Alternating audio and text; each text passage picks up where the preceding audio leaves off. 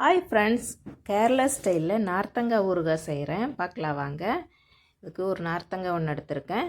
அது கூட ஒரு 5-6 பல் பூண்டு, காந்தாரி மிளகாய் ஒரு கைப்பிடி, கறிவேப்பிலை எல்லாம் எடுத்திருக்கேன்.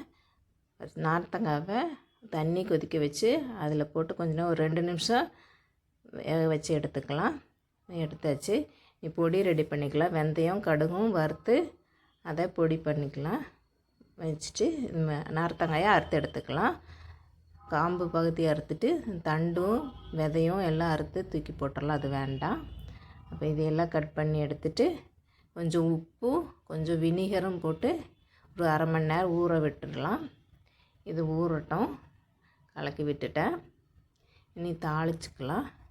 நல்லெண்ணெய் விட்டுட்டு கடுகும் பூண்டும் போட்டுட்டு காந்தாரி மிளகாயும் போட்டேன். அது கொஞ்சம் நேரம் வதங்கி வந்ததுக்கப்புறமா 2 கறிவேப்பிலை போட்டுட்டு மஞ்சள் பொடி, வரமிளகாய் தூள், இப்போ வெந்தயம் கடுகு பொடி பண்ணின அந்த பொடியும் சேர்த்துட்டு கொஞ்சம் கலக்கி விட்டுட்டு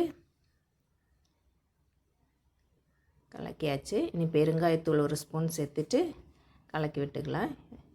இனி அடுப்புலேருந்து இறக்கி ஒரு ஆற வச்சிடலாம். நல்லா ஆறிட்டு ஆறினதுக்கப்புறமா நார்த்தங்காய் எடுத்து போட்டு கலக்கிக்கலாம். ஆறிடுச்சு. இப்போ இதை போட்டு கலக்கி எடுத்துக்கலாம். கலக்கி எடுத்துகிட்டு கேரளா ஸ்டைலில் நார்த்தங்காய் ஊறுகாய் ரெடி ஆயாச்சு. பாருங்கள், கலக்கி எடுத்தாச்சு. இது கசப்பே இருக்காது, சாப்பிட்றதுக்கு நல்லா டேஸ்ட்டாக இருக்கும். நீங்களும் ட்ரை பண்ணி பாருங்கள்.